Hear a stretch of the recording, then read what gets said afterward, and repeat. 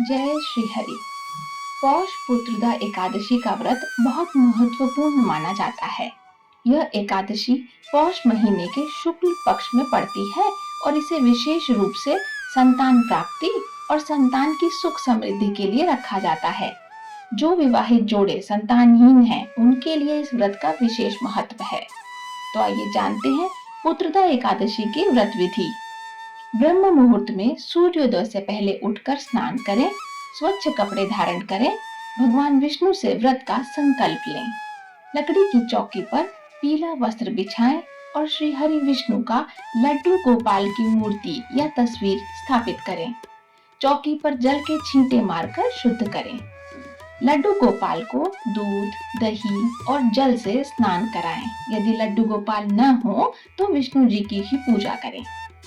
उन्हें पीले वस्त्र, चंदन, फूल, माला, इत्र और बांसुरी अर्पित करें और उनका श्रृंगार करें। गौ माता और बछड़े की भी पूजा करें। सभी को चंदन का तिलक लगाएं और तिलक के ऊपर तिल समर्पित करें। दूध, फल, मिठाई और तुलसी दल के साथ भोग लगाएं। जल और दक्षिणा अर्पित करें। अब जानते हैं पारण की विधि। एकादशी व्रत अगले दिन द्वादशी तिथि में सूर्योदय के बाद तोड़ा जाता है। द्वादशी तिथि को स्नान के बाद भगवान विष्णु की पूजा करें, सूर्य देव को अर्घ्य दें और दान पुण्य करें। अन्न से पहले एक ब्राह्मण को भोजन कराना उत्तम माना जाता है। यह व्रत संतान प्राप्ति और संतान की लंबी उम्र के लिए रखा जाता है और इसका पारण सही समय पर करना महत्वपूर्ण है।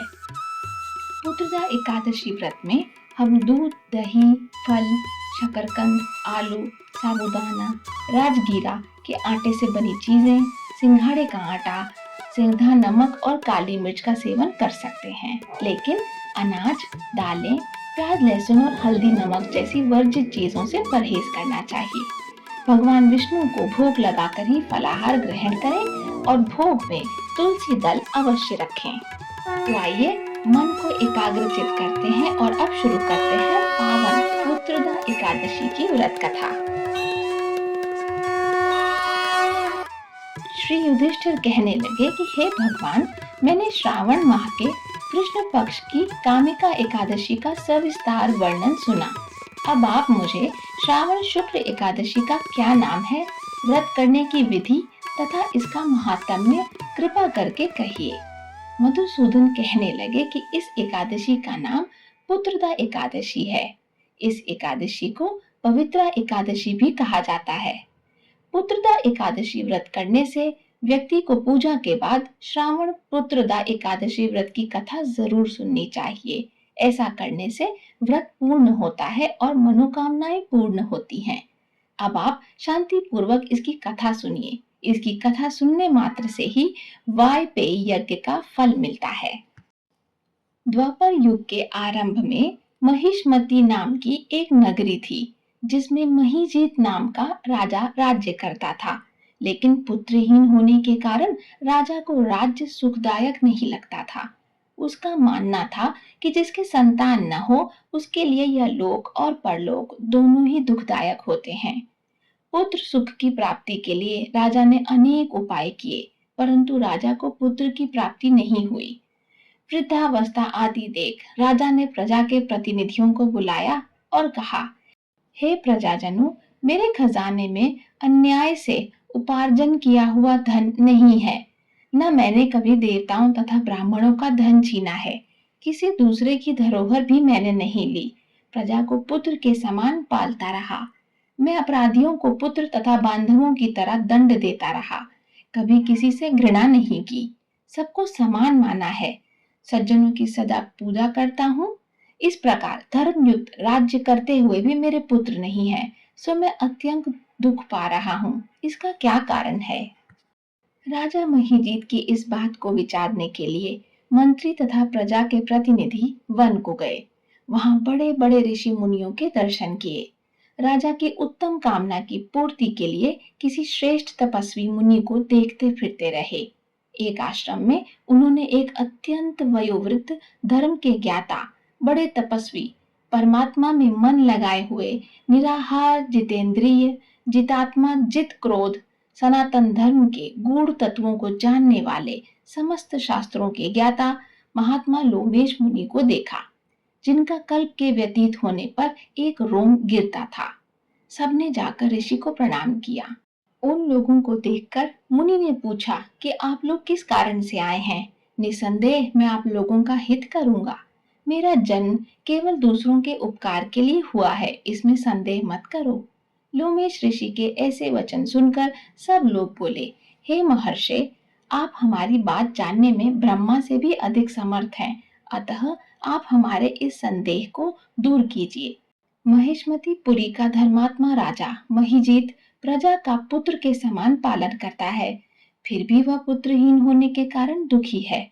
उन लोगों ने ये आगे कहा कि हम लोग उसकी प्रजा हैं, अतः उसके दुख से हम भी दुखी हैं।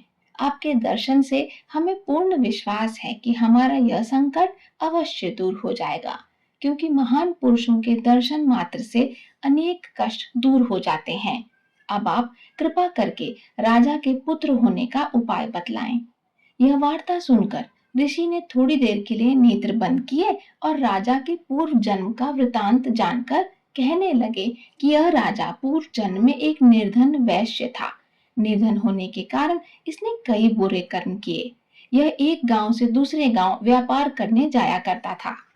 एक समय ज्येष्ठ मास के शुक्ल पक्ष की द्वादशी के दिन मध्याह्न के समय वह, जबकि 2 दिन से भूखा प्यासा था, एक जलाशय पर पानी पीने गया। उसी स्थान पर एक तत्काल की ब्याही हुई प्यासी गौ जल पी रही थी। राजा ने उस प्यासी गाय को जल पीते हुए हटा दिया और स्वयं जल पीने लगा। इसलिए राजा को यह दुख सहना पड़ा। एकादशी के दिन भूखा रहने से वह राजा हुआ और प्यासी गौ को जल पीते हुए हटाने के कारण पुत्र वियोग का दुख सहना पड़ रहा है। ऐसा सुनकर सब लोग कहने लगे कि हे ऋषि, शास्त्रों में पापों का प्रायश्चित भी लिखा है, अतः जिस प्रकार राजा का यह पाप नष्ट हो जाए, आप ऐसा उपाय बताइए। लोमेश मुनि कहने लगे कि श्रावण शुक्ल पक्ष की एकादशी को, जिसे पुत्रदा एकादशी भी कहते हैं, तुम सब लोग व्रत करो और रात्रि को जागरण करो, तो इससे राजा का यह पूर्व जन्म का पाप अवश्य नष्ट हो जाएगा। साथ ही राजा को पुत्र की प्राप्ति भी अवश्य होगी। लोमेश ऋषि के ऐसे वचन सुनकर मंत्रियों सहित सारी प्रजा नगर को वापस लौट आई और जब श्रावण शुक्ल एकादशी आई तो ऋषि के अनुसार सबने पुत्रदा एकादशी का व्रत और जागरण किया। इसके पश्चात द्वादशी के दिन इसके पुण्य का फल राजा को दिया गया। उस पुण्य के प्रभाव से रानी ने गर्भ धारण किया और प्रसव काल समाप्त होने पर उसके एक बड़ा तेजस्वी पुत्र उत्पन्न हुआ। इसलिए हे राजन, इस श्रावण शुक्ल एकादशी का नाम पुत्रदा पड़ा। अतः संतान सुख की इच्छा हासिल करने वाले इस व्रत को अवश्य करें। इसके महात्म्य को सुनने से मनुष्य सब पापों से मुक्त हो जाता है और इस लोक में संतान सुख भोग कर परलोक में स्वर्ग को प्राप्त होता है। जय श्री हरि। तो ये थी पौष पुत्रदास एकादशी की पावन कथा। आप भी सच्चे मन से भगवान विष्णु का स्मरण करें और इस व्रत को श्रद्धा पूर्वक मनाएं। अगली कथा में हम फिर मिलेंगे, तब तक जपते रहिए। जय श्री हरि।